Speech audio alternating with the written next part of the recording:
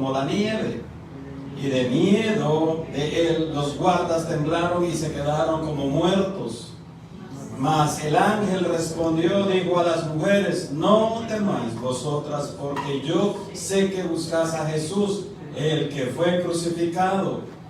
No está aquí, pues ha resucitado, como dijo. Venid, ved el lugar donde fue puesto el Señor. Oramos. Padre, gracias te damos, mi Dios, por tu amor, por tu palabra, por tu misericordia, por ese regalo maravilloso que es la salvación y vida eterna, porque resucitaste, mi Dios, al tercer día, Señor, porque tu tumba está vacía, Señor. Ayúdanos a entender de tu palabra, a comprender, mi Dios, y a anhelar más de ti, mi Dios. Bendiga, Señor, esta meditación, Señor. Me pongo en tus manos, perdona nuestros errores, nuestros defectos, Señor, y que sea usted, mi Dios, hablando a través de este cielo, Señor. En el nombre de Cristo Jesús, amén y amén. Puede tomar su lugar, mis hermanos. Mire, muy bien, hermanos. Leamos nuevamente lo que dice el versículo 6. No está aquí, pues ha resucitado, como dijo. Venid, ver el lugar donde fue puesto el Señor. Ese evento maravilloso, hermanos, fíjese que la ciencia, aún el gobierno romano de la época, trató de disimularlo, trató de taparlo, trató de ver alguna cosa como negar la resurrección de nuestro Señor Jesucristo. Algunos acusaron y dijeron: no, es que antes llegaron y se llevaron el cuerpo para que nadie lo viera, para que nadie lo encontrara. Otros dijeron: quizás se lo fueron temprano, fueron a sacarlo, lo desaparecieron. La ciencia hoy en día dice: quizás no murió, quizás no fue enterrado ahí o no fue llevado ahí. La ciencia dice que, bueno, diferentes cosas, hermanos. Pero imagínense que el gobierno romano había puesto guardas sobre, porque no es que estuviera enterrado, sino que estaba como una especie de cueva. Y para tapar la cueva habían puesto una roca grande, gigante, hermanos, que no era posible moverla solo una persona. Y se habían quedado los guardias estando pendientes para que no llegaran los discípulos a traer el cuerpo. Pero estando los guardias allí fue que se presentó este ángel, y como dice la palabra de Dios, lo que acabamos de leer, que hubo un rayo, como un rayo, hubo un terremoto y se movió la piedra. Y cuando se movió la piedra, llegaron las mujeres también, y cuando entraron y vieron, el ángel les dijo: no está aquí. Dejen de buscarlo, porque él ya no está aquí, ya ha resucitado, ya hizo lo que le fue a la cruz, murió y ha resucitado. Y entonces, hermanos, de esto, hermanos, podemos aprender muchas cosas de la resurrección de nuestro Señor Jesucristo. Y este día, hermanos, muchos lo ocupan, lo utilizan, hermanos, para cualquier cosa, menos para buscar de Dios y para ser agradecidos con Dios, hermanos. Sí, mire, hermano, yo no le voy a decir que ir a la playa, que ir a un centro comercial, que ir a las diferentes actividades, hermanos, es malo. Pero, hermanos, debemos de tener un corazón agradecido con nuestro Señor Jesucristo. Y este día, hermanos, este día es tan especial porque recordamos ese evento maravilloso que es su resurrección.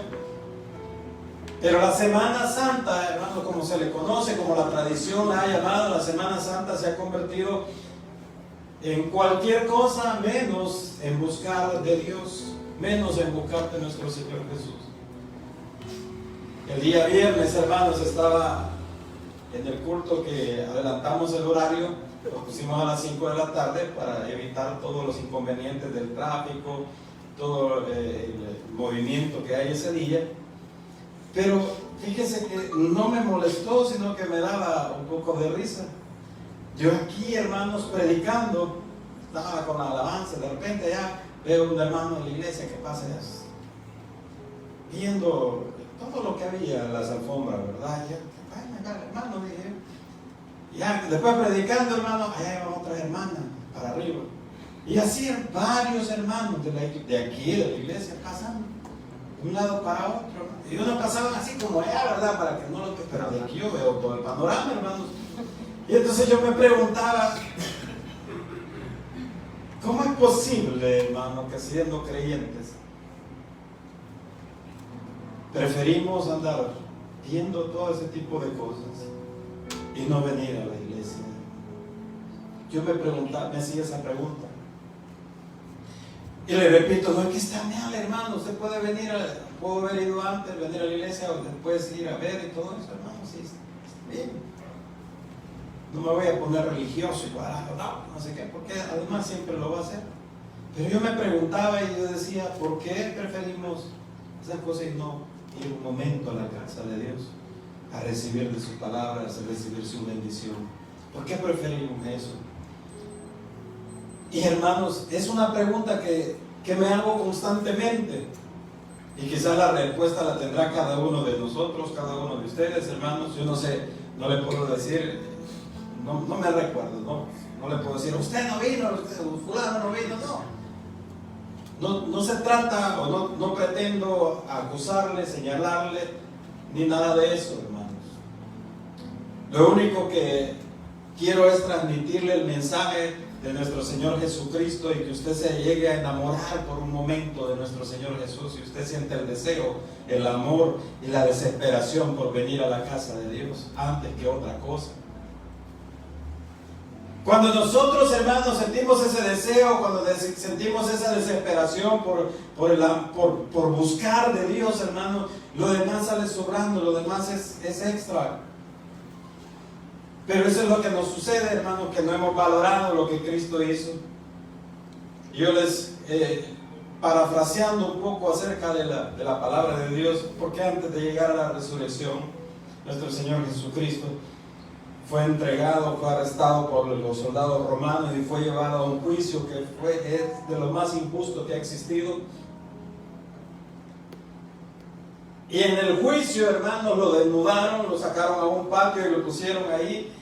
Y parte del juicio, parte del castigo era azotarlo a latigazos. Los látigos de los soldados romanos o de la época, hermanos, tenían, empezaba una parte así, y de ahí se dividía en 3 o en 4 el látigo. El látigo constaba de cuero, de trozos de hierro y trozos de hueso, y al final tenía una especie de garras. Quiere decir que cuando el que estaba dándole latigazos a nuestro Señor Jesucristo tomaba eso y le daba y se lo incrustaba en la piel, cuando lo traía de regreso le arrancaba pedazos de pellejo, le arrancaba pedazos de carne y empezaba a sangrar, y ese dolor increíble que sentía nuestro Señor Jesucristo. Y ese dolor, hermano, Él en ese momento pudo haberle dicho, pudo haberse parado y haber dicho: Señor, mándame un ejército de ángeles y que me saquen de este lugar y que agarren a estos soldados. Pero incluso Él estaba muriendo por esos mismos soldados que lo estaban azotando. Y si nosotros no somos capaces de ver todo el esfuerzo, todo el sacrificio que hizo nuestro Señor Jesucristo, y no somos capaces de tener un corazón agradecido, buscando de Dios continuamente, porque muchas veces nos enfocamos nada más en lo material, en lo que Cristo me puede dar. Como dicen por ahí, ¿verdad? Cristo llama pisto. Porque me pongo molesto, porque el Señor no me bendice, porque el Señor no me da plata, porque el Señor no me da un trabajo. Cuando Él dio su vida, cuando Él, no solamente su vida, es que, hermano, mire, fíjense que nada más nos fijamos en que dio su vida, ¿verdad? Pero no ponemos detalles, no ponemos atención a los detalles que dice la palabra de Dios, cómo fue humillado. Y siendo el Hijo de Dios, teniendo el poder para hacerlo, para levantarse y decir: no, hombre, yo para qué voy a morir por todo ese montón de desobedientes que están. ¿Para qué? Pero ¿sabe por qué continuó, hermanos? ¿Sabe por qué Él siguió su misión y hasta llegar a la cruz y derramar sangre? Porque lógicamente, hermanos, Él no es como nosotros. Porque Él es fiel a su palabra. Porque Él cumple lo que promete. Porque Él no se puede fallar. Él a sí mismo no se puede fallar. Y tenía que ir y fue a la cruz. Y le daban latigazos y le daban y le arrancaban los pedazos de piel, y Él soportando cada uno de ellos. Por cada error que yo he cometido, por cada error que usted ha cometido, era un latigazo de eso. Y que quizás muchos de nosotros lo despreciamos.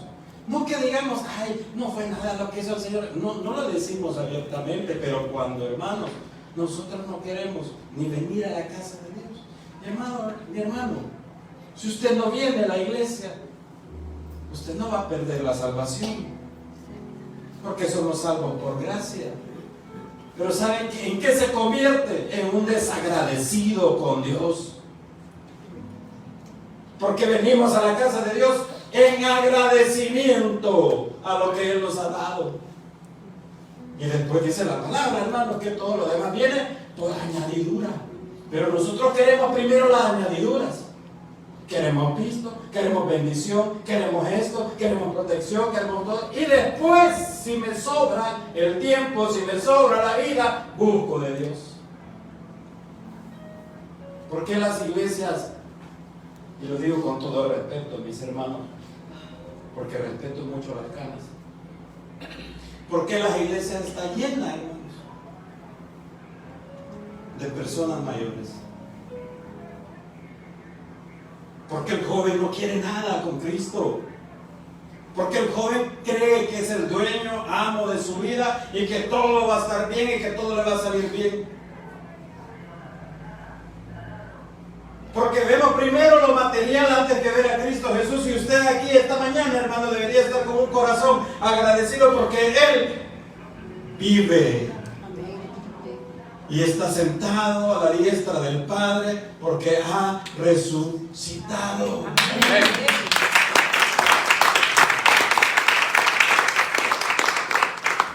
Y siempre la gloria es para Dios, hermanos. Siempre la gloria es para Dios, hermanos. Pero todo, hermanos, y me incluyo, no crea que esto no es para mí también, claro. Porque nos olvidamos del amor de Cristo, porque todo eso, hermano, lo hizo porque lo ama a usted exageradamente. Si usted se siente que nadie le quiere en su vida, ve el sacrificio que Cristo hizo por usted. Y diga, Cristo sí me ama. Yo soy el que no lo amo. Pero Cristo en verdad sí me ha amado. Porque si lo dio todo, aguantó todo, es por amor nada más. Porque la palabra dice, porque de tal manera amó Dios al mundo que ha dado a su Hijo unigénito, para que todo aquel que en Él crea no se pierda. No se pierda. Porque Dios no vino a condenar a nadie, mis hermanos. El Señor Jesús no vino a condenar a nadie. Sino dice la palabra que los que no le recibieron ya han sido condenados. Entonces es que, mire, hermano, depende de usted. Solo decir, sí, Señor, aquí estoy, Señor. Te recibo, Señor. Y la mayoría, creo que de los que estamos presentes, ya le entregamos nuestra vida, nuestro corazón al Señor. Somos salvos por gracia. Ahora en agradecimiento nosotros estamos en la obligación de buscar. Mas sin embargo Él no nos obliga a nada. A nada. Por eso no se pueden poner cargas de uno que del pastor decirle, mira, que tenés que venir, que tú. Uno les estimula, les exhorta a que vengan. Lo demás es por agradecimiento, hermano. Entonces en la resurrección el Señor, bueno, antes de llegar a la resurrección, el Señor es azotado, va a la cruz. Estando en la cruz, hermanos, se sintió un momento, en un instante Él se sintió solo, porque le dijo, ¿por qué me has abandonado? Y ese instante de la historia, hermanos, se sintió Él solo, porque se sintió que ya no había nada, no estaba el Padre con Él. Y entrega su vida y le dice, Señor, en tus manos encomiendo mi espíritu, porque el espíritu no murió.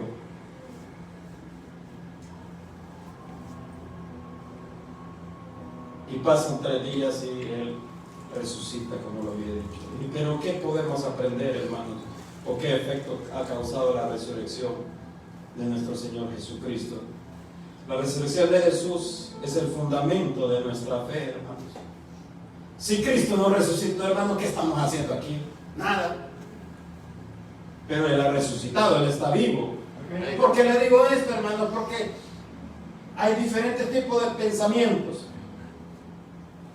Y le van a decir a usted, todas las religiones llevan a Dios. Todo lleva a Dios. Porque unos no adoran a Jesús, unos adoran a Mahoma. Y Mahoma no ha resucitado. Unos adoran a Buda. Y Buda tampoco ha resucitado. Otros adoran a Saba y Baba. ¿Algunos saben quién es? No, ¿verdad? No sé qué de la India, pero algo lo adoran, pero tampoco ha resucitado. Otros adoran a los... hay tantas, hermanos, pero que no han resucitado. Solo Cristo. Está la tumba vacía. Solo esa tumba está vacía. La ciencia ha tratado de negarlo. Han hecho estudios del carbono 14, que el manto, que el sudario. Hermano, mire, yo creo lo que dice mi Biblia. Y si la Biblia dice que Él no está en ese lugar, no está. Es porque está sentado a la diestra del Padre. Entonces la resurrección de Jesús es un fundamento de nuestra fe. Mire lo que dice Romanos 6:4. Romanos 6:4.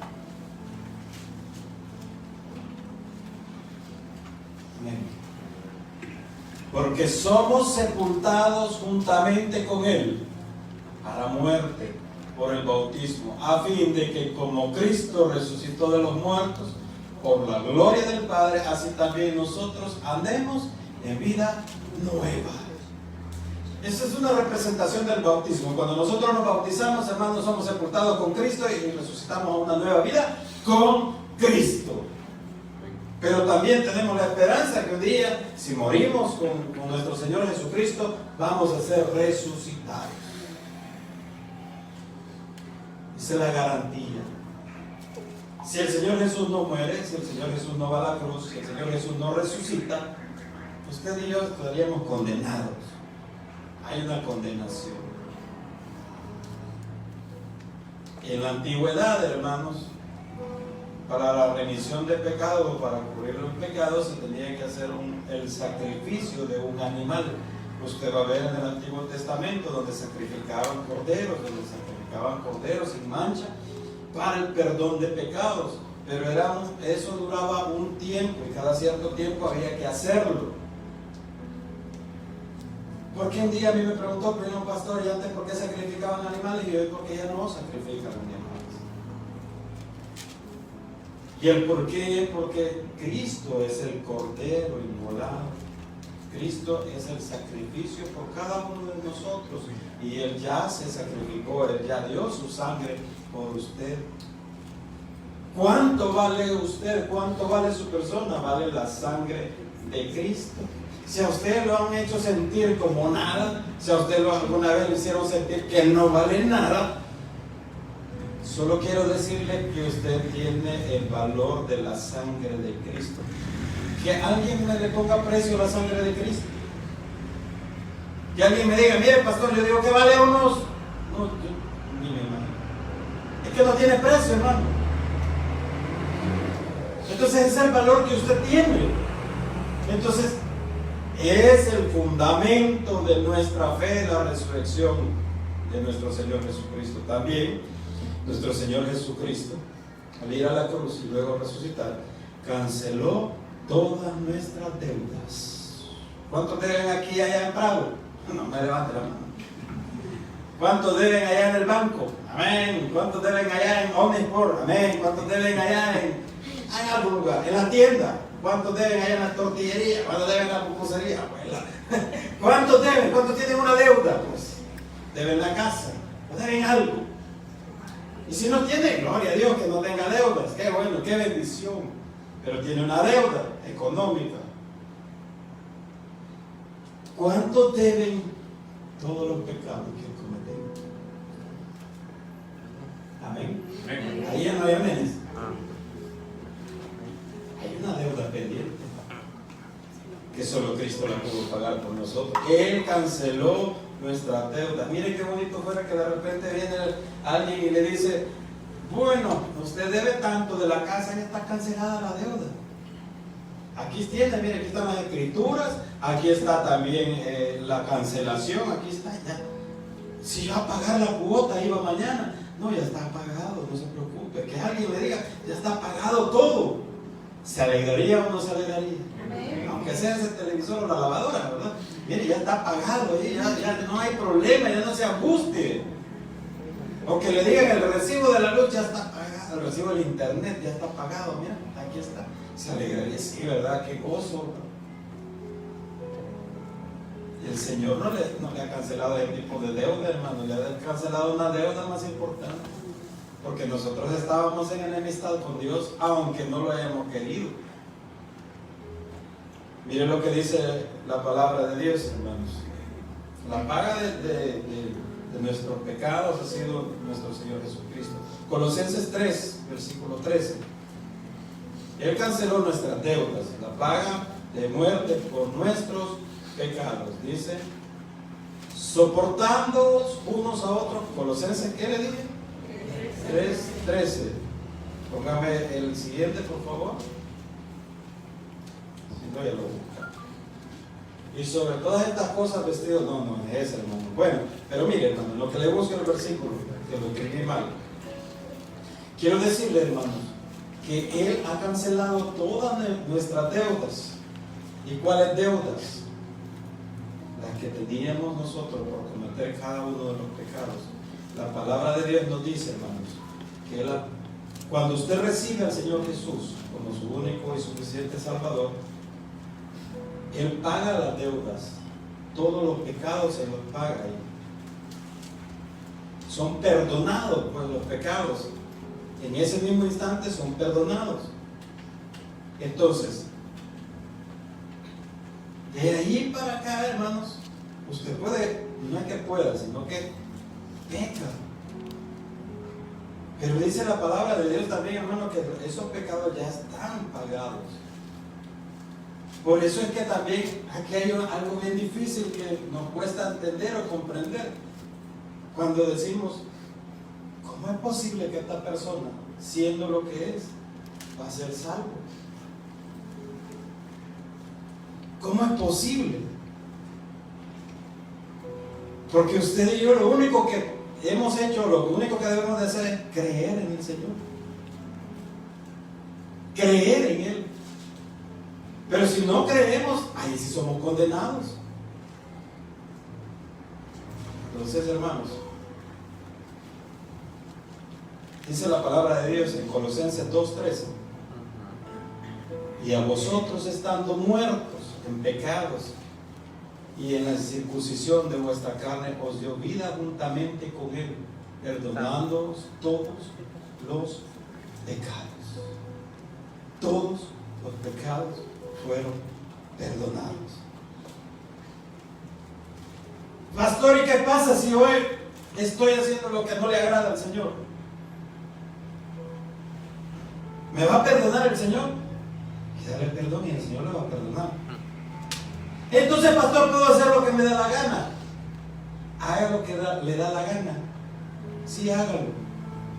Pero agárrese y aténgase a las consecuencias de la vida desordenada y de la vida loca que quiere llevar. Porque eso sí va a tener consecuencias. Eso no se lo quita el Señor. Eso no le quita. Sí lo perdona y le dice: bueno, pero vos decidiste.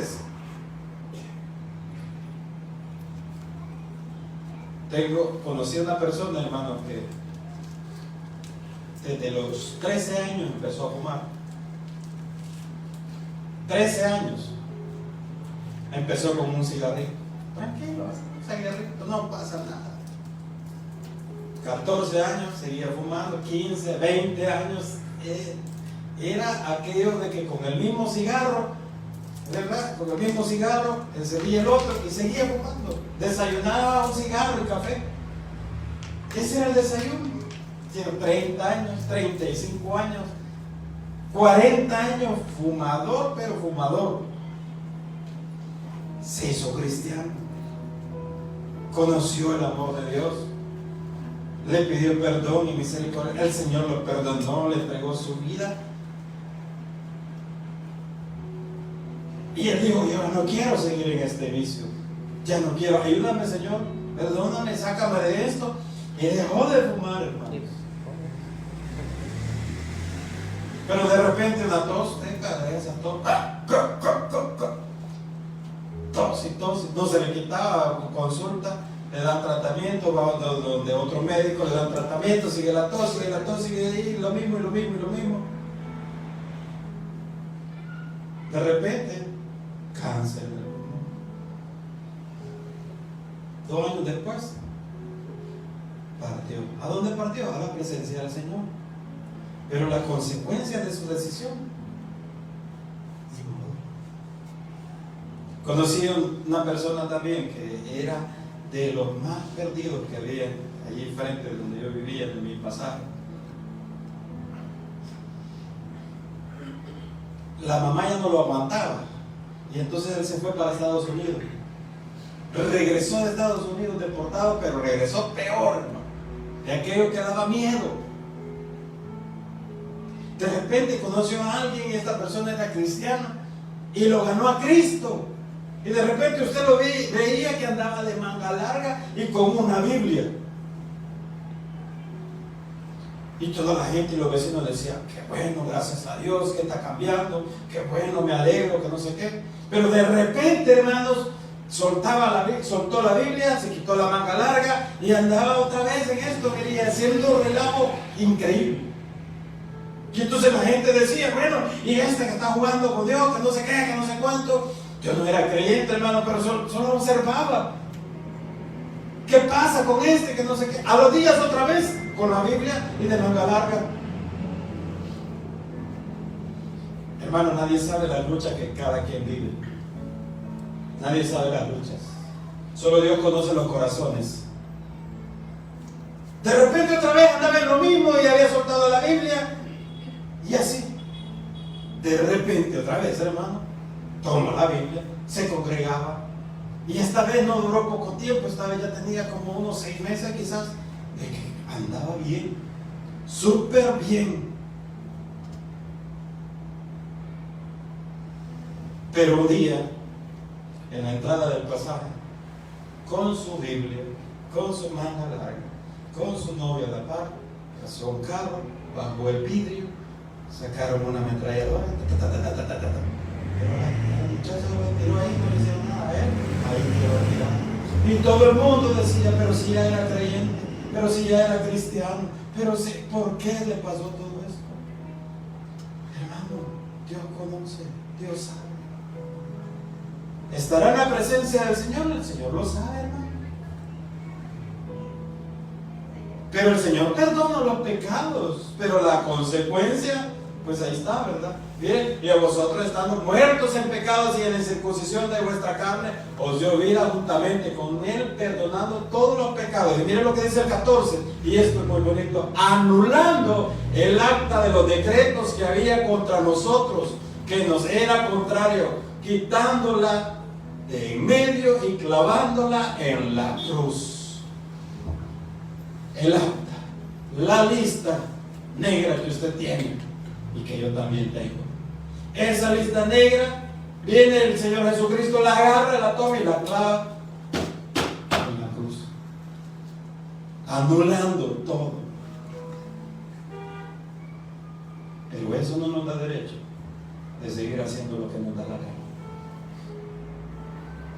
Cuando dice la palabra de Dios, el apóstol Pablo, cuando dice anulando el acta de los decretos, se refiere a toda la ley que condenaba por los hechos, por los actos, por los pecados cometidos. Pero todo esto es por la resurrección de nuestro Señor Jesucristo. Que dice el versículo 15, hermanos, dice la palabra de Dios: y despojando a los principados y a las potestades, los exhibió públicamente, triunfando sobre ellos en la cruz. La muerte de nuestro Señor Jesucristo no es una derrota para Él, es un triunfo para Él y para nosotros. Porque venció a la muerte, ha vencido a la muerte y nos ha dado salvación y vida eterna. También, hermanos, debemos buscar una vida que agrade a Dios, y nos ha dado el poder, ¿no?, que nosotros lo intentemos. ¿Cuál es ese poder? Y es el Espíritu Santo en nosotros. El Espíritu Santo en nosotros. Vuelva ahí a la palabra de Dios, Colosenses 3:13.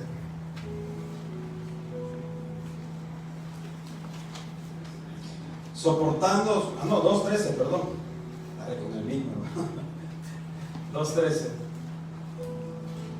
Dice la palabra de Dios: y a vosotros estando muertos en pecados y en la incircuncisión de vuestra carne, os dio vida juntamente con Él, perdonando todos nuestros pecados. Pero quiero que lea también Efesios capítulo 2, versículo 1,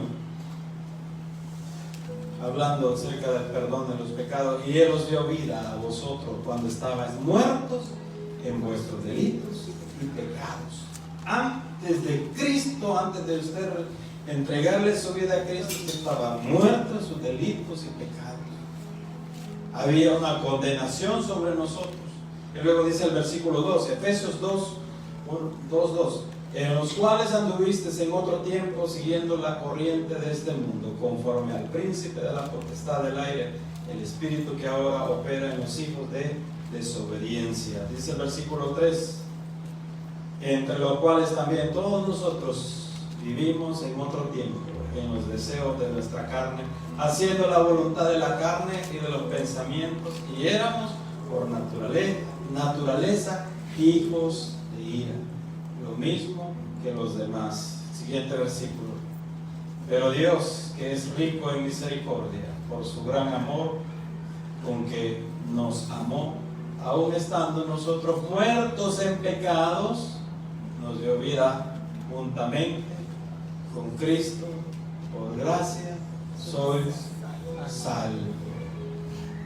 La salvación, hermanos, es por la gracia de Cristo, no por lo que usted hace. ¿Por qué la salvación es por gracia? Para que nadie se jacte y se gloríe. Para que nadie diga un día: no, si yo me porto bien, si yo soy fulano de tal, si yo predico, no, si yo hago esto y entonces yo merezco la salvación. No, Señor. Usted es salvo por la gracia de nuestro Señor Jesucristo. Por Él nada más. Ahora bien, en agradecimiento nosotros, hermanos, debemos de comportarnos o guiarnos como Él quiere que nos conduzcamos en la vida. Entonces, tenemos garantía también de Jesús. Primera carta a los Corintios, capítulo 15, versículo 20. Hemos visto varios versículos, hermanos, hablando acerca de la resurrección. Mas ahora Cristo ha resucitado de los muertos, primicia de los que durmieron es hecho. El siguiente versículo dice la palabra de Dios: porque por cuanto la muerte entró por un hombre, también por un hombre la resurrección de los muertos. Quiere decir, mis hermanos, que si usted muere con Cristo, usted va a ser resucitado. Amén. Amén. Solo quiero decirle, hermanos, que Cristo vive, que Él está vivo